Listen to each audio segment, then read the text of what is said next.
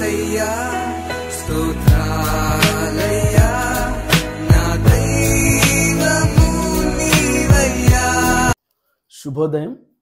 క్రీస్తునందు ప్రియమైన దేవుని బిడ్డలారా, మన రక్షకుడైన యేసుక్రీస్తు వారి యొక్క పరిశుద్ధ నామములో మీ అందరికీ ఉదయకాల శుభాలు తెలియజేస్తున్నాను. నవంబర్ 17 మరి వీక్లో ప్రారంభ దినంలో మరి దేవుడు మన ఎడల ఆయన కృప చూపించి గడిచినటువంటి వీక్ అంతా మరి మన పనుల్లో, ప్రయాణాల్లో, బాధ్యతల్లో ఆయన వెన్నంటుండి క్షేమాన్ని దయచేసి మరి ఉదయకాలం దేవుని యొక్క స్వరైనటువంటి కృపను దేవుడు మనకు దయచేయటాన్ని బట్టి మనందరం కూడా దేవునికి ఎంతగానో కృతజ్ఞతలు చెల్లించాల్సిన వారుగా ఉన్నాం. మరి ఈ దినం యథావిధిగా టిఎల్ దిన ఆహారంలో దేవుని యొక్క వాక్యంతో పాటుగా ఒక ప్రశ్నను అడగటం జరుగుతుంది. ఆ ప్రశ్న యొక్క ఆన్సర్ను మరి మన టిఎల్సి యూట్యూబ్ ఛానల్ కామెంట్ బాక్స్లో మీరు పోస్ట్ చేయవలసిందిగా మీకు మరొకసారి జ్ఞాపకం చేస్తున్నాను.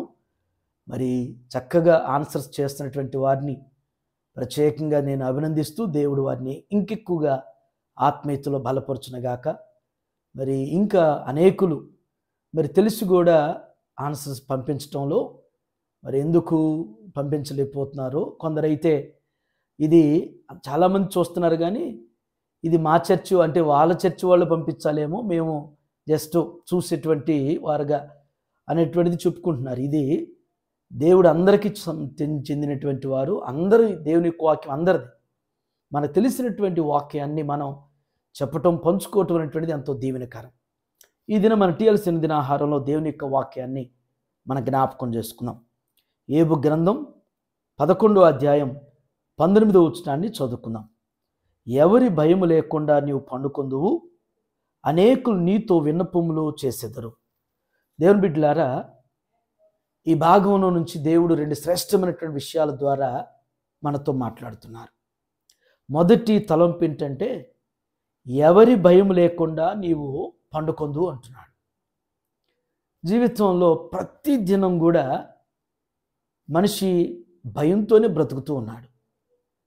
ప్రతి విషయంలో మనుషులకి భయపడతాం, అధికారులకు భయపడతాం, నాయకులకు భయపడతాం. ఇంకా మనిషి జీవితం భయంతోనే ప్రారంభమైనట్లు అనిపిస్తూ ఉంటుంది ప్రతి విషయంలో. ఇంకా అంతకంటే మరి చిన్న చిన్న స్వల్పమైనటువంటి ప్రాణులకు కూడా భయపడేటువంటి పరిస్థితికి వచ్చేసాం. చీమలంటే భయము, దోమలంటే భయము, ఇంకా అన్నిటికీ భయపడేటువంటి పరిస్థితి. ఒంటరిగా పడుకోవాలంటే భయం, ఎవరు లేరనేటువంటి భయం, పరిస్థితులకి భయపడిపోయేటువంటి పరిస్థితుల్లో ఉండేటువంటి స్థితి మనిషి జీవితం అయిపోయింది. దేవుని యొక్క వాక్యం జ్ఞాపకం చేస్తున్న మాట ఏంటంటే ఎవరి భయం లేకుండా నీవు పండుకుందువు అనేటువంటి మాట జ్ఞాపకం చేస్తున్నాడు దేవుడు. ఎప్పుడు అంటే నెమ్మదిగా ప్రశాంతంగా ఎప్పుడు పడుకోగలుగుతామంటే దేవుణ్ణి మనం కలిగినప్పుడు, దేవుని యొక్క సన్నిధిని మనం కలిగినప్పుడు, మనం ఏ స్థలంలోనైనా ఎక్కడైనా కానీ నెమ్మదిగా పడుకోగలుగుతాం. బైబిల్ గ్రంథంలో దేవుని బిడ్డలారా, భక్తుల యొక్క జీవితాలు మనం గమనించినప్పుడు వారి జీవితాల్లో వారికి ఉన్నటువంటి పరిస్థితులు, వారు ఉన్నటువంటి స్థలాలు భయంకరమైనటువంటి స్థలాలైనప్పటికీ, భయంకరమైనటువంటి స్థితిలో ఉన్నప్పటికీ వారు నెమ్మదిగా విశ్రమించారు. అది చెరసాలైనా, అది సింహాల గుహ అయినా, మరి మరొక స్థలమైనా కానీ వారు నెమ్మదిగా ఉన్నారు.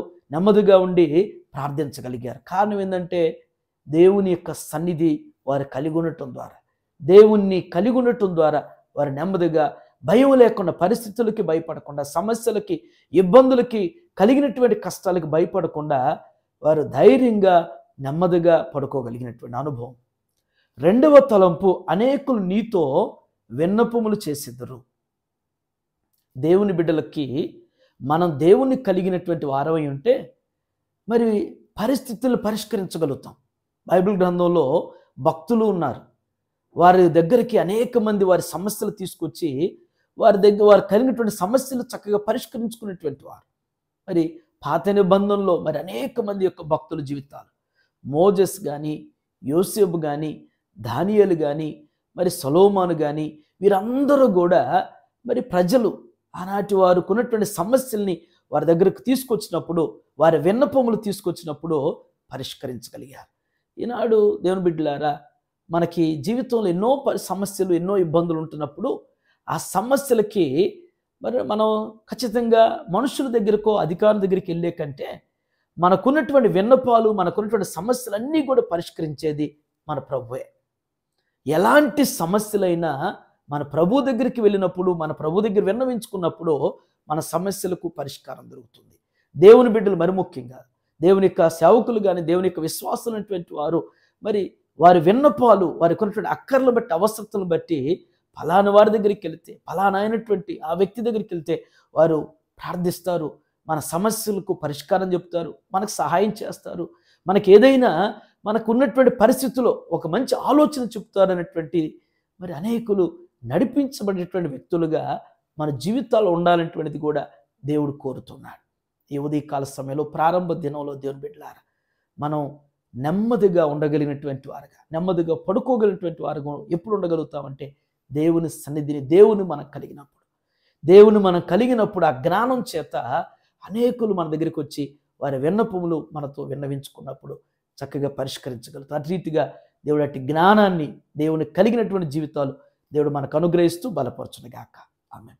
ఈ దినం మన క్వశ్చన్ ఏంటంటే, దినమంతా ఓపికతో ప్రజల యొక్క విన్నపాలు, అంటే ఇశ్రాయేలీలు వచ్చి వారి యొక్క విన్నపములు విన్నవించుకున్నారు ఒక నాయకుడి దగ్గర. దినమంతా కూడా వారు సమస్యలు, వారికి ఉన్నటువంటి ఆ ఇబ్బందుల్ని, వారికి ఉన్నటువంటి పరిస్థితులు ఆ నాయకుడి దగ్గరికి వచ్చి విన్నవించుకున్నప్పుడు చక్కగా విని వాటికి పరిష్కారం చూపించాడు. ఆ నాయకుడు ఎవరు?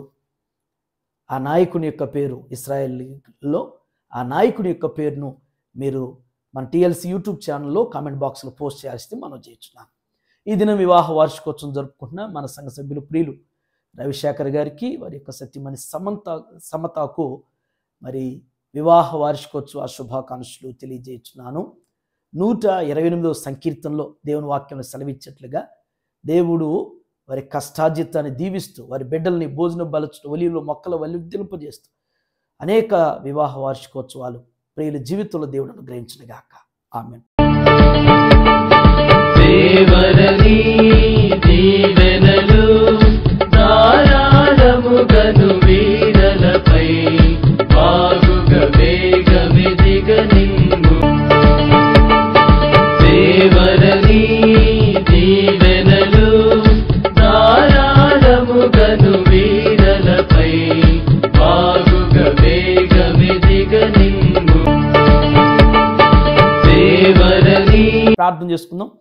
దయగల మా తండ్రి, కృపగలిగిన ఆయన, జీవగల మా రక్షక, మీకు వందనాలు. ఈ ఉదయకాల సమయంలో శ్రేష్టమైనటువంటి ఆత్మీయమైనటువంటి మీ వాక్కుల చేత మాతో మీరు మాట్లాడినందుకు వందనాలు ప్రభువా. మరి భయం చేత నా తండ్రి నెమ్మది లేనటువంటి జీవితాలు గడపాల్సినటువంటి దినాల్లో మనుషుల మధ్య, పరిస్థితుల మధ్య మా జీవితం మనుగడ ముందుకు సాగుతుంది.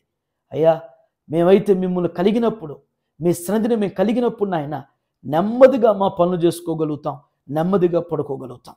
దేవా, మీ జ్ఞానాన్ని మేము కలిగినప్పుడు నా తండ్రి దేవా, మరి ఎలాంటి సమస్యలనైనా మా వ్యక్తిగత మా దగ్గరకు వచ్చేటువంటి వారిని, వారి విన్నపాలు చక్కగా పరిష్కరించగలుగుతాం.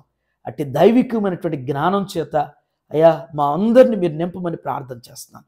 ఈ ఉదయం టీఎల్సీ అనేది ఆహారం చూస్తున్న ప్రతి బిడ్డను, ప్రతి కుటుంబాన్ని కూడా మీరు జ్ఞాపకం చేసుకుని ప్రభువా మీ కృపలో వారిని మీరు బలపరచండి. ఈ వీక్ అంతా బిడ్డలు చేయనటువంటి వారి పనుల్లో, వారి ప్రయాణాల్లో, బాధ్యతలు మీరు తోడు నడిపించండి. ఈ దిన నాయన వెడ్డింగ్ యానివర్సరీ జరుపుకున్నటువంటి మా ప్రియులు నాయన రవిశేఖర్ గారిని బట్టి, సమతాన్ని బట్టి ప్రత్యేక మీకు వందనాలు ప్రభువా. బిడ్డలకు మీరు ఇచ్చేటువంటి మరొక వెడ్డింగ్ యానివర్సరీని బట్టి మీకు వందనాలు. ఇలాంటివి ఇంకా అనేకం జరుపుకుంటున్నా తండ్రి. అయ్యా, మరి కానాలో 6 రాతి బాణలు అయ్యా మరి ముంచినప్పుడు నా తండ్రి రుచికరమైన ద్రాక్షరసంగా చివరి మట్టుకు ఏ రీతిగా వడ్డించబడిందో వైవాహిక దాంపత్య జీవితం నా ప్రభువా బిడ్డలకి ఆయన ఆరోగ్యాలు, సకల సౌభాగ్యం, శాంతి, సమాధాన, సంతోష సమృద్ధిని దయచేయండి. వారు ఇరువురు చేసే ఉద్యోగాల్లో బాధ్యతలు మీరు తోడు నడిపించండి. ఇచ్చిన బిడ్డలు మీరు దీవించిన ఆయన 128వ సంకీర్తన వారి జీవితంలో, వారి కుటుంబంలో, వారి బిడ్డల జీవితంలో స్థిరపరిచి, నెరవేర్చి, బలపరచమని యేసు నామములో ఈ ప్రార్థన మీకు సమర్పించున్నాను తండ్రి. ఆమేన్. దేవుడు మీ అందరికీ తోడండి గాక.